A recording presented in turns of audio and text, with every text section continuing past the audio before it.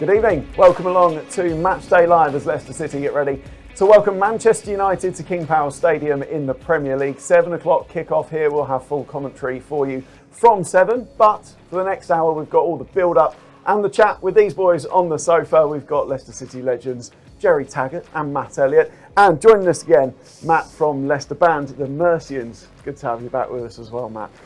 We will speak to you in a sec, but something that these gents have just been talking about before we came on air, I think needs to be. You're going to bring his trousers up already? No, we're not talking about my trousers or my jacket. We're going to leave that. Well, I want to talk about the fact that we are jacket. The foaminess of it. What's wrong with it? It doesn't crease. It's just. That's good, isn't it?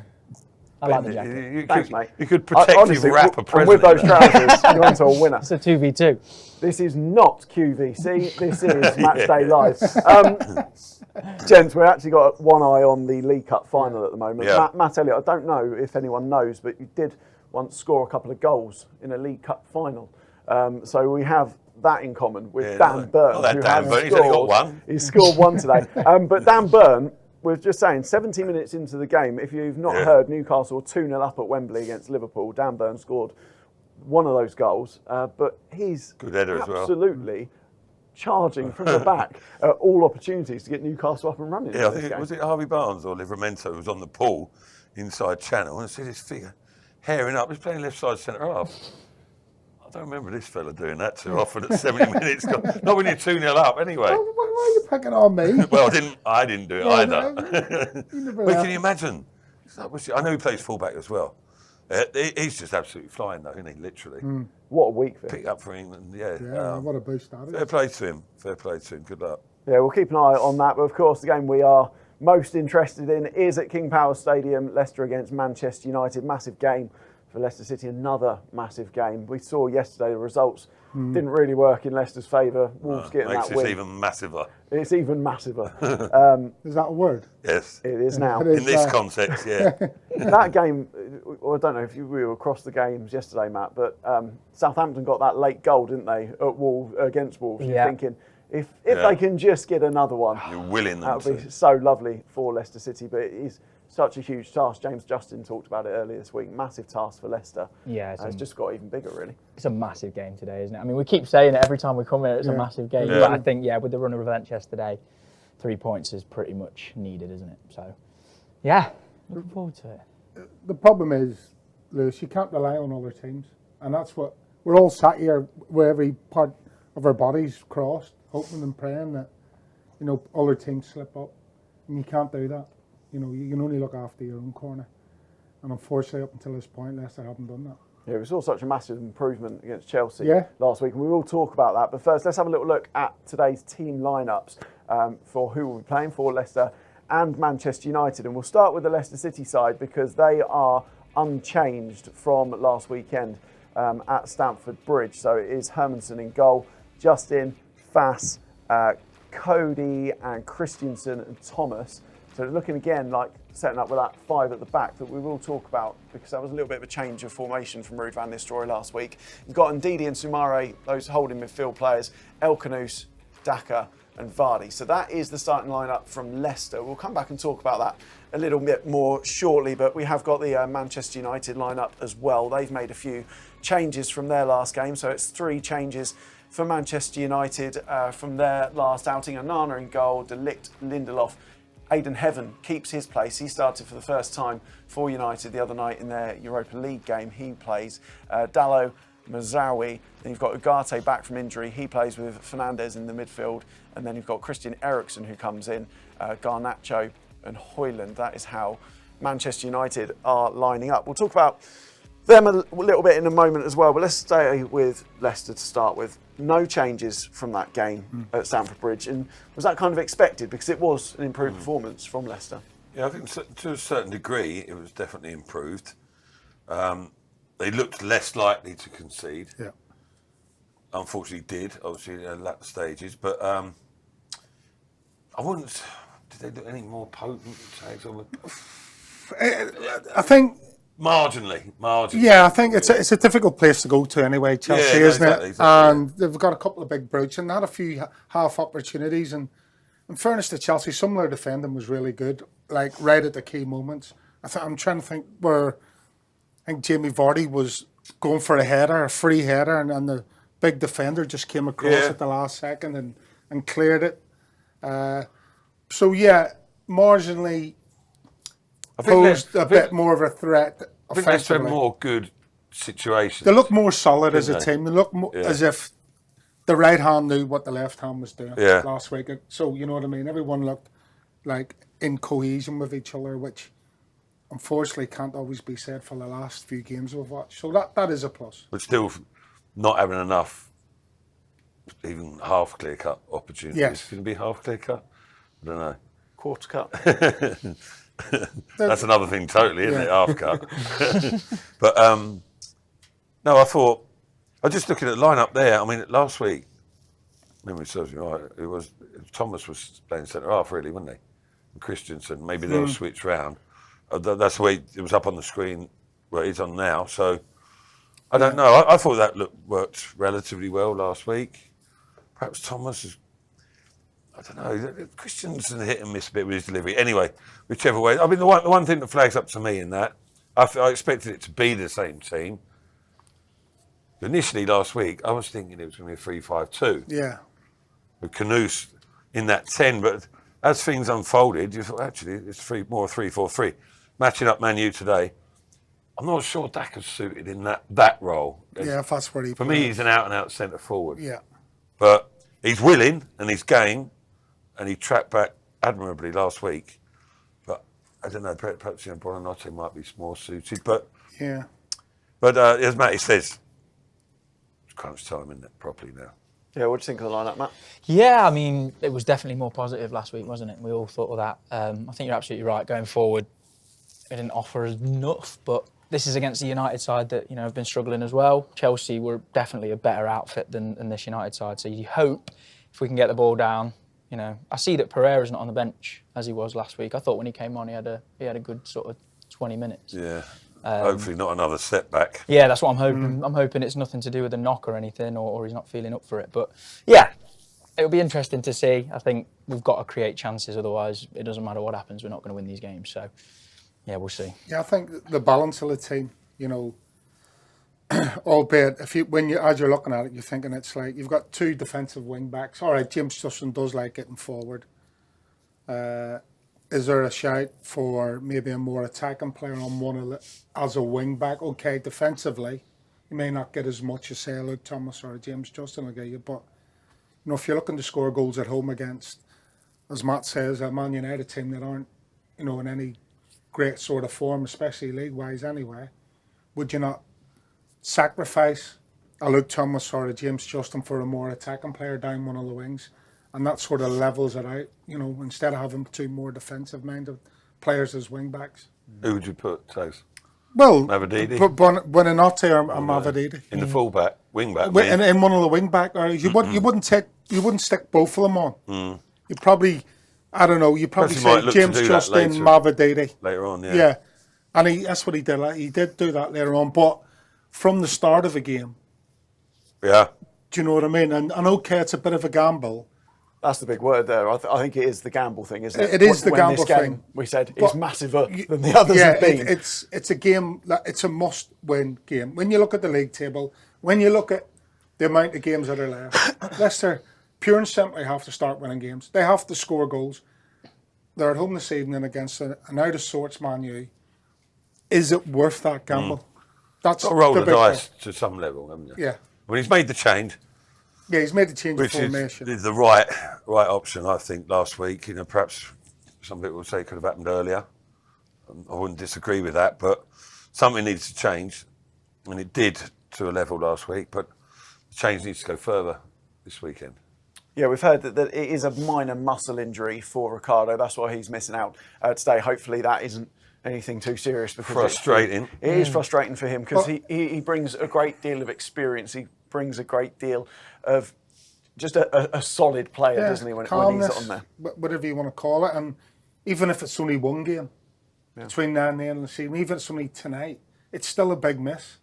You know, you seen when he came on a sub against Chelsea, he just ran the show in there, didn't he? Yeah, and you sense that the other players picked up a bit off it as well, didn't they? So even that is massive. I said, we're running out of games here. So it's all hands to the pump. Like that might not even be enough in itself, you know, with all the available players back playing and fit. Still might not be enough, but it doesn't help the situation, even if it's just for one game. We are on Facebook and on YouTube as well, so do keep your comments coming in, and if you've got any questions for the boys, we'll put them to them during the show. Let's take a look at some of the key moments from Stamford Bridge last week, see where the game was kind of won and lost and the chances. There's one incident I want to look at, and it is that thing with when things aren't going your way, the ball doesn't go in the goal when you really need it to. And there was one in particular incident. Oh, off the crossbar. Where you're just thinking, if your luck's with you, that's going in the goal, right? And this is just a bit summing up where Leicester are at the moment. Yeah, well, my eyesight's not the best, but yeah. Yeah, no, the ball across from James Justin. James Justin across. Yeah, Justin got his bearings all wrong, didn't he? Yeah. And he's somehow spooned it towards goal, and you're thinking, you could say, oh, it's fortunate that Chelsea were that bad defensively in that instance, but... And then look at this defending though for the follow-up. This is going straight under the head of Jamie Vardy. And the big defender comes across. That's a great bit of defending there. Yeah. You know, that's nailed on a goal off the rebound off the bar. But fair play to Chelsea for, you know, making sure that doesn't go in the back of the net. That was really the only difference that game, wasn't it? In the big moments, they were in the way. And in the real moment they had, we didn't close them down quick enough and it was 1-0. So, lapse of concentration. Yeah, Premier League, isn't it? 2 seconds and you can be down. Well, it was the Marc Cucurella goal that was the difference. Let's take a little look at that, see, is there anything Leicester could have done? I'm sure they've been analysing it all week, and Ruud van Nistelrooy certainly would have been analysing it all week. And, you know, that's going to be playing into why he's kept unchanged team. And, yeah, you know, it was disappointing because elements of the game. A little bit of an overload, isn't it? I'm not entirely sure why we've got there.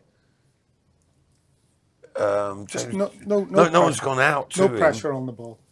So, and then Voss turns his body to the side. But they've got stuck in a bit of a back five there, haven't they? If you look at Voss, he's not picking anybody up. Yes, there's a player coming on to him, but his job there is to come out, close the angle down, and do not turn your body. If he's going to have a shot from there, stand up, straight onto the ball. Them balls don't hurt. They really don't. They're not like the balls. They do. There's people on the floor and everything. You know. They don't hurt. No, I'm telling you. They beach don't hurt balls, like aren't they? Yeah, they're like beach balls. Just stand there. Cover your privates if you have to, but stand there, nice and big and strong. Don't turn your body to the side, and narrow the angle down. And none of those things were done. If he comes out, it automatically narrows the angle. And if he comes out and stands big and strong, it narrows the angle again. And I think in the end it deflected off him, didn't it? Took a slight deflection and chopped it into the corner. By doing that, if he stands still, the ball hits him on the leg and it goes, most probably goes away for a throw in or away from the danger area at least. So those are the little nuances that, if you don't get them right, can cost you a game. It's as simple as that. It's a little habit that Fass and certain other defenders sort of creeps into the game sometimes. Like he stayed stationary, really, and he wasn't close enough initially to go and make a block, as in a block tackle. No. Because it was in sort of a midfield area, but you were short there because they had the back five. They were too deep for a start as well. Yeah, and Daka, who'd been trying to get back the majority of the game, but the game was opening up a bit then. I think he was like the other side of things. There was too much space. It looked too easy, the way it was conceded, didn't it? Yeah. Cucurella just slide across. He's got to touch time, strike the ball, goal. You know, there was no urgency in that instance to turn down. But I think Gerry's right, to be fair. I don't want to mention Fass too much because he's had his fair share of moments this season. But he should have realised, actually, look, I'm not serving a purpose here. Release yourself and go. James Justin maybe as well. Because indeed he couldn't get across. No one's grasped the nettle, if you like, and then paid the ultimate price just for that. And you know, you can even get a shout there from, I don't know if Cody said them, you have to get out and close the space. So what he's done, he's in a safe area, Vass, where he feels comfortable. Yeah. And that's if you're feeling comfortable in a football game because you're standing in what you think is the right position, then it's all wrong. You have to force yourself to go out and be uncomfortable because, you know, you're trying to stop a goal from going in. Sometimes you find yourself in areas and situations where you don't want to be. But that's what means it's right. And if you actually look at the shot from Cucurella, it's not like a pile driver. It's not like he's fizzed it, a daisy cutter 90 mile an hour into the bottom corner. It's a decent shot. But if it doesn't get deflected, the keeper saves it quite easily. And the last thing on this, it sounds like we're over-analysing it or whatever, or over-scrutinising. But when you go to block as well, you've got to know where your goal is. So you don't necessarily go in the line of the ball to goal. You've got to work out in that instant, like, where's my keeper? My keeper's going to be closer to the near post. So I'll go and block. I'm not going to block in line of that, because then that obscures the keeper's vision. So you block the gap that favours the keeper. See what he's there? He's jumped across in the line of the goalkeeper. Yeah. Why don't he block the side where the ball's gone? Oh, gone, yeah. That's a good point. You come out at that angle. Like, you help your keeper out. He's actually hampered his keeper. Just to play devil's advocate, with the system change in last week's game, can that affect that in terms of where his position was, being a position unnatural? I think when you... What, in terms of his body position? Yeah, so he might have been further wider because he's in the back than three. he normally would be. I don't know. Well, yeah, you do have slight adjustments because you fan yourselves out a little bit, and obviously, your distances are a bit more. Yeah, so, yes, but in that moment... Yeah. In that moment... You're the nearest man. You're not doing anything. Yourself. You're not affecting the game for your team in a positive way. You're just stood in a safe position. So then you have to... What you should be thinking is, right, that ball's going square. What am I doing here? Well, I'm doing nothing. So if I want to help out, I need to get up and make the angle as acute as possible, as narrow as possible for this guy to get a shot off. And that's what didn't happen. I think what you're saying, asking Lewis, is he was in the back four. Yeah. That probably someone else in midfield in that instance, might have been closer to go and close down. You've got more bodies there. But on the counter of that, you've got more chance of getting exposed when you've got that back four in other situations. I'm just poking conversation, because as soon as I started asking that question, the look I got from Matt Elliott was like, what are you asking? No, I wasn't sure exactly what you meant in terms of you have position. to take responsibility at certain times. And if you're making a positive decision, no matter where you are on the pitch, it's not bad defending. It's up to the other people then to react around you and pull themselves across to fill that gap that you've left, or to track the run of another oncoming attacker who's made a run into the box set. Yeah. It's down to someone else then. You've made the first decision to go and do a positive thing, which is close the angle down, close the ball down, and make the angle as difficult as possible. Now it's up to the defenders around you to react off that. But if you don't make a decision, nobody can react around it. And that's what happened. Right, let's play a game. Are we any clearer? Let's not talk too much analysis. Let's play a game. And the game is, Matt, you're going first. What is the offside? What is the handball rule? Yeah. If there was a gun to your head, you'd be in trouble. Yeah, nearest the pin wins. You really, really would. What is that? What is the handball? I mean, is it the ball? If you obstruct the ball on purpose, what it should be? Who knows? I mean, it changes every week, right? Of course, I'm stitching him up. Yeah, because there was that big incident impossible. in the game against Chelsea. We're going to see it. This is a potential penalty shout for Leicester City. It's Cucurella involved again here. And we saw Ruud van Nistelrooy on the touchline saying he's got his arm outstretched. It's hit him on the arm. It has to be a penalty. Here we go. Second half, wasn't it? So it's a strange one where Cucurella actually goes to clear the ball, but does clear it against his own outstretched arm. No, I'm not. See, I said the same. That's not. I think it's harsh, isn't it? There was a few people in here. I think Frank Sinclair was in here, wasn't he, in that last week for that game? I think he was saying it was a pen. Was he? I think so. Frank? Yeah. And I'm thinking, well, it's hit his foot first. His hand, albeit being in an unnatural position. It's only there because he's off balance. Yeah, so that is a natural reaction to being off balance and stretching, is you automatically do that. And then because his clearance doesn't go where he wants it to go, I'm just having a stretch, trying to clear a ball over the top. I think for me, as played football before, you look at that and you think it would be harsh if it was given. But the reason we ask the question is because every second week it's changed. 1 minute it's just if you're in an unnatural position and it hits your hand, it's a handball. Then the next minute it's if it's on purpose. So I think it's more not really a question of is it a handball. It's more is it a handball in the rules of today. And I think that's where we get lost because who knows what the rules really are. Because for a while, correct me if I'm wrong, certainly in Europe, or for a season or so, it was literally if it hit your hand. Yeah. Exactly. Like some of them were absolutely ridiculous. People were like slicing well, it's similar to that in a little way, slicing a clearance and it was hitting their hand. Like, they were clueless about it, no intent. Penalty. You're like, oh, come on. Well, you'll be delighted to know I've got the actual explanation. What about the ones? Sorry, Yeah, go but on. the ones that were occurring, people were going out for headers. So you were like that, you're jumping. The other fella wins the header and heads it onto your hand. You're like, and they give him penalties. And bad headers as well. They misheaded it onto the hand. Yeah. Well, in the guidelines at the moment, it is touching the ball with their hand, arm when it has made their body unnaturally bigger.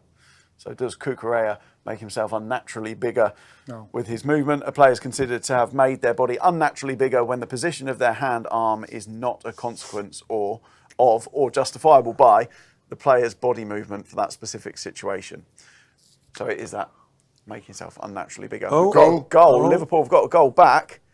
They're looking for an Offside. offside. There is an offside. Newcastle still lead 2-0.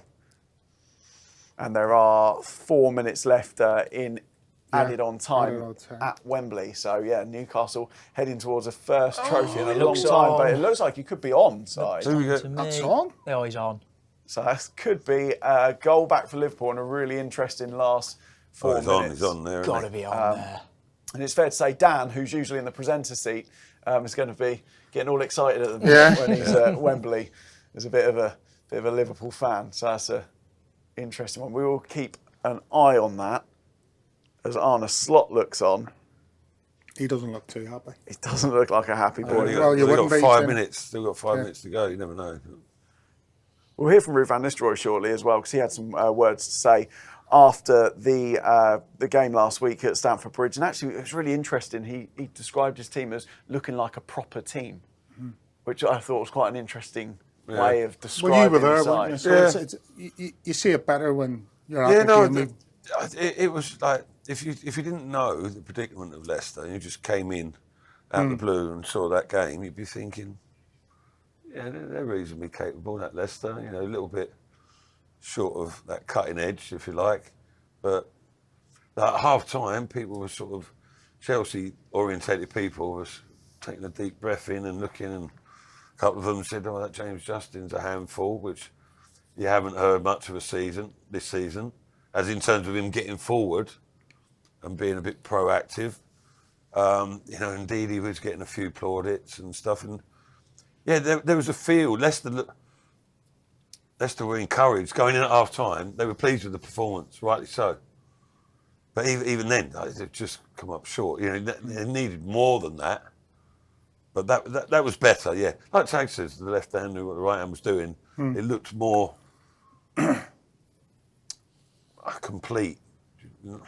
It was far from that, but it was on the way towards understanding. There's an understanding. Goal's been given. It was that the entirety of Matt Elliott's very, very long answer there about. I didn't listen to a word he said because I was too busy watching the VAR's taken an absolute total edge to give that goal. Well, to be fair, VAR is something I've known you for a long time, Gerry, and it still brings you out in a cold sweat every time we say VAR. Well, it's onside, and it didn't take VAR to take 3 minutes to see that it was onside. It was tight, but it wasn't tight enough to go. It's onside. Yeah, so we're in the 96th minute of 8 minutes, so it's going to be 3 more. If technology's there, the lines, just put the lines down. That's it, isn't it? It's just where semi-automated comes in, I don't know. It's semi-automated. I'm not sure semi-automated is on this one. No, that isn't. No, they're on it about happens quicker, doesn't it? Well, we've talked handballs, we've talked handball rules, talked VAR already. I think let's get back to the football and that formation change from Leicester City. Let's hear a little bit from Ruud van Nistelrooy about how he's expecting that to work going forward against Chelsea and how it worked tonight against Man United and how it worked last week at Stamford Bridge. Of course, when I didn't start in July, with the pre-season and developing your team, get to know your team in pre-season, and then you look at your team in the best possible way and how to develop it. Of course, I came in the beginning of December. I came in and used the structures that the players knew, how I analyzed them as well, especially also in the United games. The 4-4-2 off the ball and the 3-box-3 on the ball.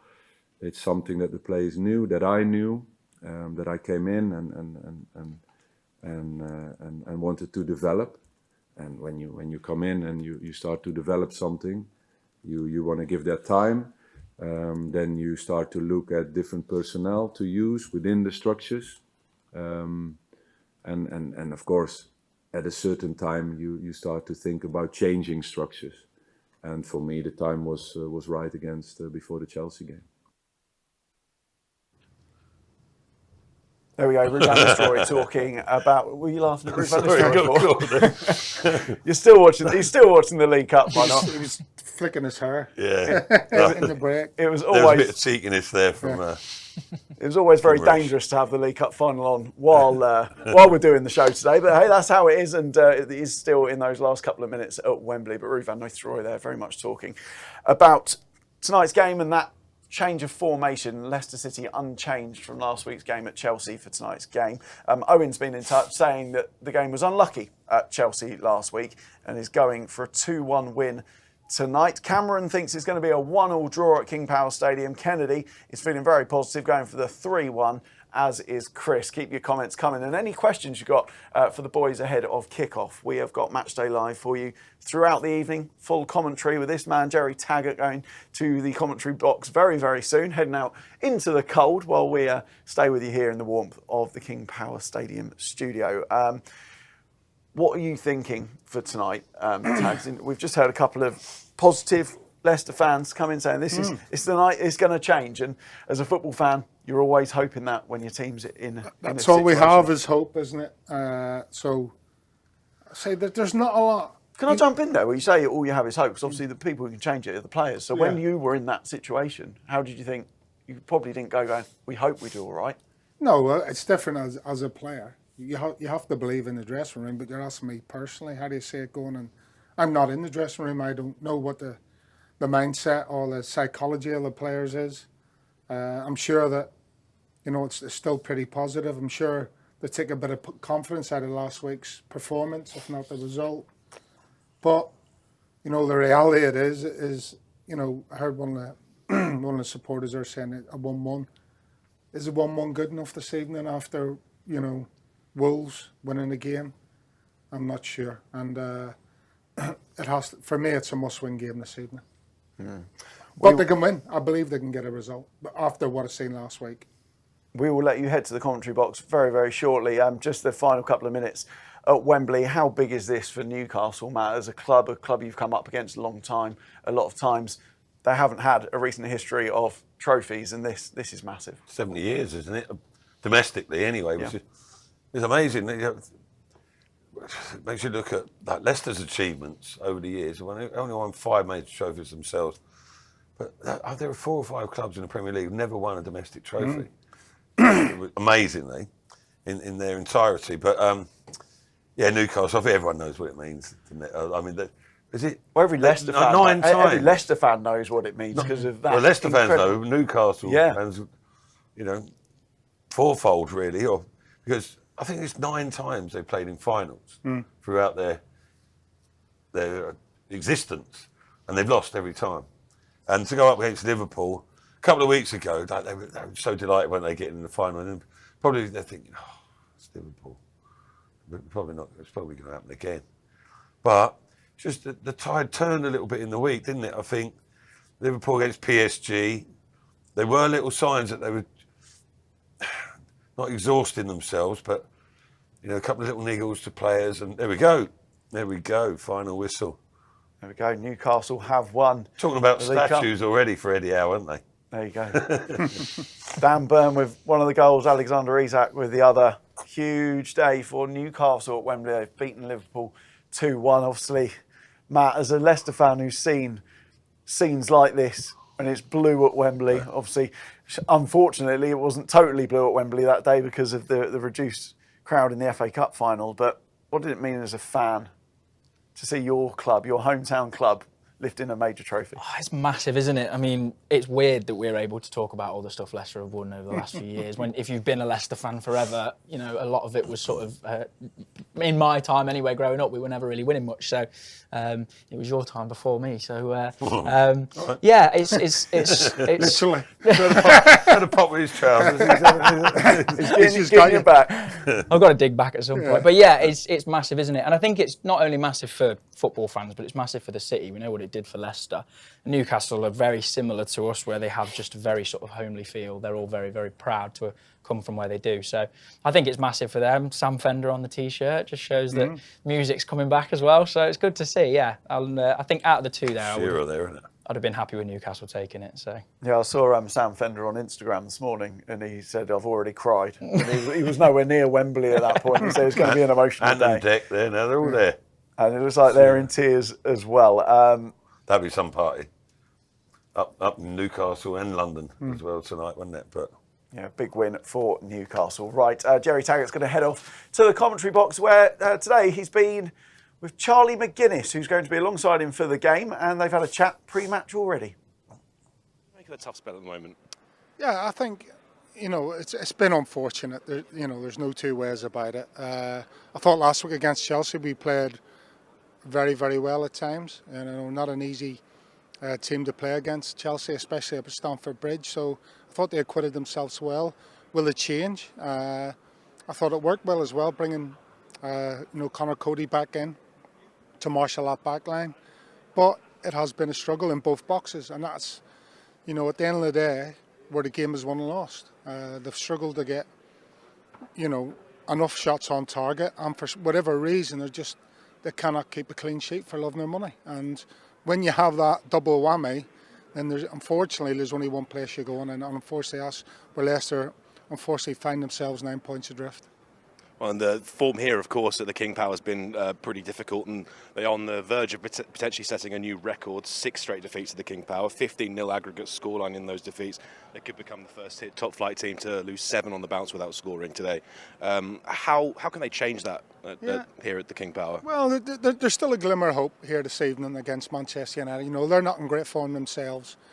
I think they've only one league win in the last 5, and that was against Ipswich, who are obviously on the same number of points as us, so they're not in great form. They're not playing with a lot of confidence, even though they did win in Europe there, a couple of weeks ago, whatever. But I think Leicester have to go into this game tonight taking some of the confidence from the performance against Chelsea, because it was a good performance, and they were lucky not to come away from that game with at least a point. But they've got to try and maximise opportunities inside the opposition's final third, and if they can do that and get a few shots on goal, then I'm sure the tide will turn. Yeah, let's look at the positives. That performance against Chelsea was a very different kind of beast of a Leicester City performance. The shift in the way they set out to play, the formation. How much of that do you think they can build on today against the Manchester United side, as you've already alluded to, that aren't necessarily the Manchester United we know of old? Yeah, I think, when you analyse the game, you analyse the goal that Leicester conceded. Okay, it was a pretty soft goal yet again for Leicester to concede. So I think, important things to remember tonight is, can you make it as difficult as possible? Don't give away soft goals, and also take the confidence from that game. I like the way he played the 2 up top with Taggart alongside Jamie. Hopefully we'll see that again this evening, because Taggart's got a lot of pace, can stretch the game, can stretch that Manchester United defence. And just hopefully you've got to keep plugging away. You've got to keep believing that you can make positive things happen here at King Power Stadium. And if they keep believing that, then hopefully, fingers crossed, something will change for the better. Sure, there's been some pretty defiant noises coming out of the club over the past week. The manager, Ruud van Nistelrooy, has been pretty bullish and positive every time I've heard him speak. And James Justin has also said that the squad isn't waving the white flag just yet. We're almost at that 10-year anniversary of the Great Escape. Do you see Leicester doing it again this year, and would it be even bigger than that kind of escape from relegation? Yeah, I kind of see it again. It's unlikely, but, who's to say history can't repeat itself? But I think if it is going to happen, then it starts here tonight. It has to start here tonight. Games are running out, points are, drifting away from Leicester at the minute. Well, that 9-point gap to safety. So they've got to start believing and they've got to start producing, and it has to start here this evening. Yeah, it is really heating up here at the bottom of the Premier League table tonight. So we'll just get straight to it. Score prediction tonight? Well, shall I let my heart rule my head? Why not? I'll go for a 2-1 Leicester victory this evening. I think, this Manchester United team can be got at. I think they'll score Man United, but if they can keep them to one goal, conceding one goal, then I can see Leicester, hopefully getting a couple on the score sheet this evening. There you go, Gerry Taggart pitch side with the hot take. He's back in the Foxes to win 2-1 today. Back to you guys. There we go, our commentary power duo of Charlie McGuinness and Gerry Taggart. The man's everywhere. Tags, he's in the studio, he's in the commentary box, and they'll have the game for you from 7 o'clock kickoff, full commentary for you on Fox's Hub. Tonight's game is also dedicated to Loros Hospice, who provide free, high-quality, compassionate care and support to more than 2,500 terminally ill adult patients across Leicestershire and Rutland. So across the season, you may well have seen that different games are dedicated to different charities, and tonight that is Loros, and you can donate an amount to support the cause. For example, if you'd like to donate £5, you donate by texting LOROS, that's LOROS 5 to 70480. You can find more about it on the website lcfc.com. Right, Manchester United are in town. It's always one of those fixtures at the start of the season. They're one of the big clubs in England. They're one of the big clubs in the world. But things are a bit different at Manchester United these days, and they're certainly always in the headlines still. But it's been a strange old season at Old Trafford. Yeah, and it's almost that fact of like Man United coming to town and everything that entails. It's almost like passed people by a little bit, hasn't it? Because there's plenty of other things to focus on. Leicester's predicament and the Carabao Cup final has been a focus for people as well, and the evening kick-off as well. A number of things. The games going on yesterday. I don't know about if everyone else is the same, but I feel that it hasn't had that sort of build-up of like Man United and the season they're having as well. Because it's not like the big stars of old are coming to town and big old occasion, wasn't it? And Leicester, it's become more of a regular feat as well, hasn't it? Now, because, Leicester in the Championship last year, but over recent seasons, Man United, Leicester, happens regularly. Yeah. It's happened too regularly this season in particular, in a negative way, but it's about time the tables were turned a little bit, wasn't it? But having said that, when that whistle goes, you're still going to enjoy the fact that you're observing a Man United team come to town. Yeah, for you as a fan, Matt, when you think of Manchester United, when Leicester first went into the Premier League, it was one of the clubs you look for, right? Yeah. I mean, some memorable games against them, haven't we? Like the one with the Di Maria goal, and then what was it, 5-2 in the end, or something like 5-3. that? 5-3, yeah. That's one of the best games. Premier League classic. One of the best games I've witnessed, and that was against United. I think you're right. I mean, the Wes Morgan header at Old Trafford. Yeah, exactly. We've had some moments against them, and I think, yes, this United team doesn't hold the weight that it has. I mean, me growing up 1-0 away in my day as well. At Old Trafford, so you know. Me growing up, I grew up with the Ronaldo, Rooney, Tevez front three United. So that badge will always hold some weight. Yeah. But even going back to the Premier League, when I first joined the club, the team then. Yeah, that United won the treble and all that, and that was proper Man United as well, wasn't it? And since, but.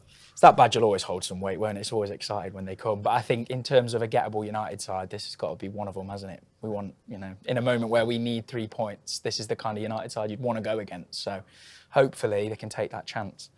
Of course, Ruud van Nistelrooy, it's very much a big name with Manchester United. You know a few things about him, wouldn't he? He knows a thing or two. Let's have a little listen to what he said when speaking about Manchester United and in particular captain Bruno Fernandes. In great form, scoring a hat-trick and an important free kick obviously against Arsenal, so very decisive in that team. So it's a team that I think got some momentum going, especially after yesterday, positive in the quarterfinal of the European Cup. So it's definitely a team that is in a better place than when we played them in the FA Cup. Yeah, he did a thing or two in his time at Old Trafford, Ruud van Nistelrooy. And looking in particular there at Bruno Fernandes, a player who, in some sections of Manchester United legends, been criticised this season, but actually he seems to be the man who does drag them out of a hole when needed. What did you think of him, Matt? Oh, you can't deny him, really, can you? I know that he's a bit of a Marmite player. You either love him or you hate him, but I think as a United fan, he's the one you look to. I mean, you saw the free kick he scored the other day against Arsenal, was it? He's quality, and you need those players that just have that moment, especially when you're a team like they have been this season, struggling. You kind of look to your players that can create that moment, and I think he's definitely one of them, isn't he? And he knows how to wind you up. So, yeah. He followed it up with that hat-trick in Europe in midweek as well. A couple of pens, wasn't it? Yeah, coming in some decent form. He is, yeah, for sure. Great player. He's a good player. I mean, when times have been dark for Man United, he's been the one player that sort of shone out, I think it's fair to say. Like, and fair play to him. People question his character and his attitude a little bit, but I think he's done well to sort of hold it together, because he is considerably the most influential player for him, without a doubt. You can see the other players look to him, and then, listen, it won't always go his way, but in his own sort of inimitable style, he's dragged them through a period, really, and without him, I mean, then they really would be in dire straits, wouldn't they? Yeah, he's been influential was the word that Ruud van Nistelrooy used. Lots of you getting in touch with your predictions. We've also got Ben saying Patson Dakar's going to get on the score sheet tonight. We hope so. He's certainly in the starting lineup tonight. Fee says, "Hi guys, I'm back. Good to have you with us, Fee. Always good to see you here on Matchday Live." Old Trafford, big news this week. Old Trafford will be no more. There'll be New Trafford. Strange news. Yeah, very strange. A huge stadium. It's going to be the biggest in England. It's going to be absolutely massive. I'm just thinking, for you, Matt, as a player who's played there, what was Old Trafford like? Well, it was just an honour to be in that arena. When I wouldn't say it's intimidating to go there. I sort of enjoyed it, probably too much for Man United's liking, because it was an honour to go. Again, my era, those players then, the Beckham, Scholes, Giggs, everyone knows the players. Cantona, they're ridiculous players everywhere. But we went up there, but you didn't feel in awe of it, even against them. I don't know why. I don't know why that is. I think sometimes they played a weakened team against us. They took us lightly, to be honest, which was quite funny in itself, because Martin O'Neill one time, they made a few changes. Instead of Cole and York up top, they had Solskjaer and Sheringham. Do you know what I mean? It was one of the 4 strikers like that. But then they did have a couple, like Nicky Butt was playing, who was in and out at the time. But then the bench was as strong as you could ever see. And Martin came, just popped his head down. He didn't even name, he named our team. And then he went, "Bed yourselves in, boys." He said, "It's going to be a long afternoon." And what he was saying to us, if you do all right against the semi-reserves, the full artillery are coming on. That's when you're really going to have to dig in. So it proved to be the case. I think we got smashed that one. But we went up there, drew up there. But it's the Theatre of Dreams, Old Trafford, 75,000 people. What a place to go and play. You weren't scared of it. You was like, it don't get much better than this. I'm up against Ruud van Nistelrooy or whoever it was. And it was a great occasion to go and be enjoyed. I was thinking, you said you didn't necessarily fear the ground. Is that because they're such a big club that a lot of the time you have a lot of tourists? You don't necessarily have the same it wasn't fan base intimidating every week like you do at, maybe you had at an Upton Park, for example. It wasn't hostile, no, it wasn't hostile. You got the impression that if you played all right, they give you a little round of applause. The fans are they're there to watch the football. Yeah, not as passionate maybe as Newcastle fans, although that's different atmosphere. It's like, oh right, but you weren't in awe of many places really, because you wanted to go. Arsenal was the worst because of how good the players were, but No, just go there and enjoy it. That's why you're doing the profession you are. You don't go in there with sort of trepidation. You're like, come on, what a good part of life this is. It'll be an interesting one with United moving grounds to this massive arena, because we've seen it with Arsenal. It took them a while at the Emirates to get themselves bedded in. Same with West Ham actually going to the London Stadium. How do you think that could, the place that United are in at the moment, that must be a slight concern going I think forward. there's two ways to look at it, isn't there? There's the place that the club itself is in, and then there's the place that the actual team is in. And it's obviously a business move. They're not doing too well financially at the minute, a lot of debt and stuff. So I see it from that point of view as to why they probably feel, you know what, let's rake in some more money. It makes more sense. But then, you're right. Where the team is at the minute, to then put them in a new ground, it's not as if they're flying. It's not as if the momentum's there. But you also have to kind of play devil's advocate. Could it be the kick that they need to go, oh, you know what, the club backs us. They've put the money in. Let's show them what we can do. So, but yeah, it was definitely strange news. I don't think anyone was expecting it at this point in time. It's not for a few years yet, is it? But, No.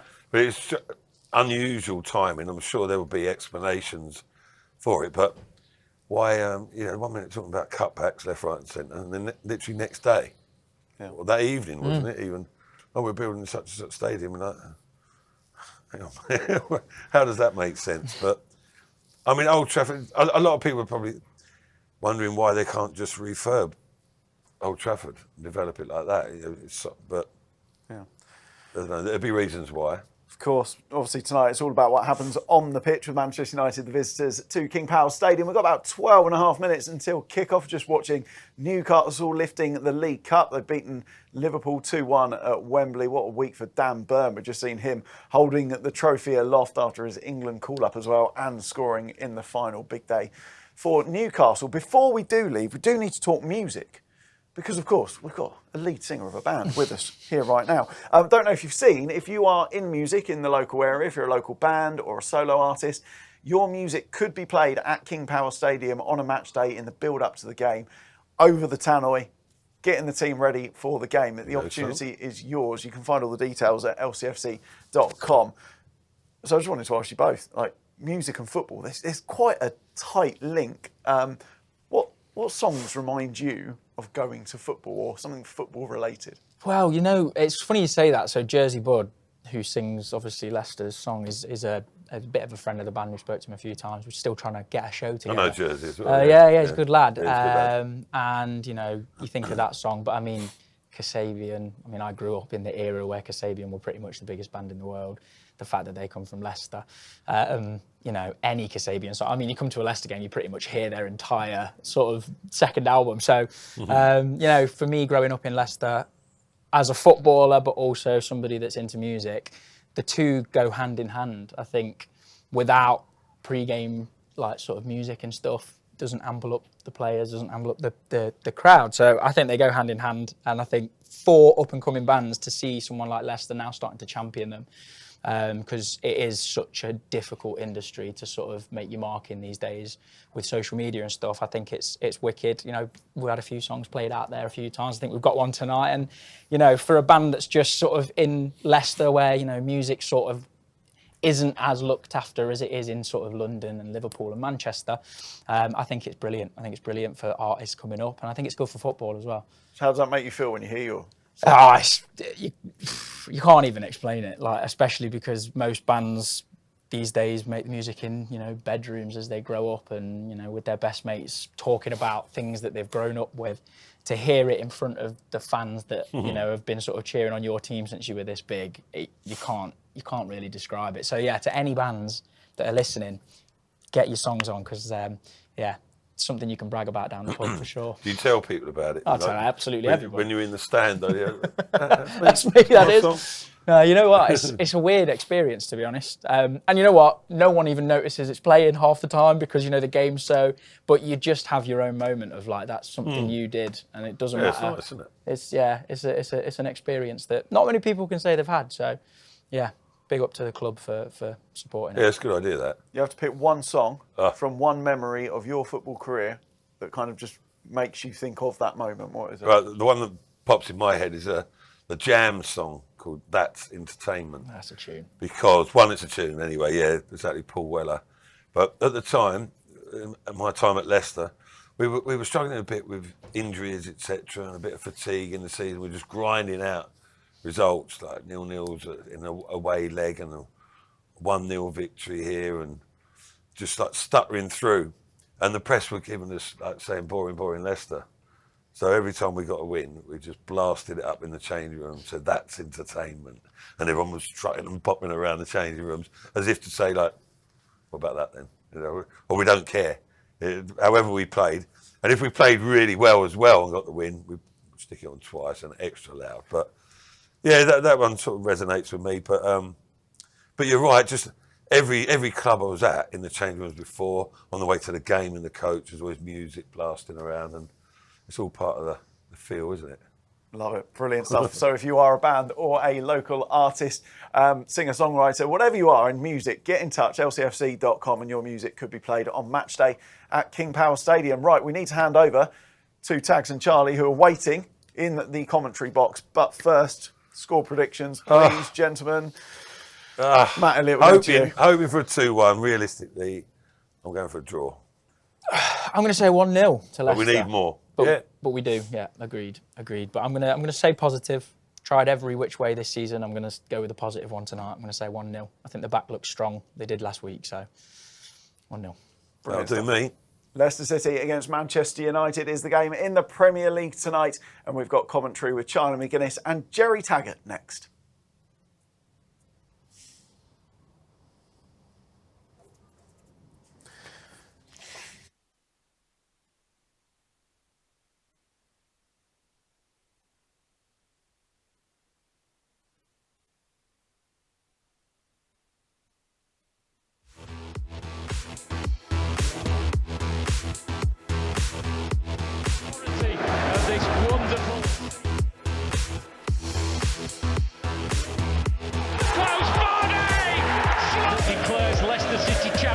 There's a few banners actually in the players.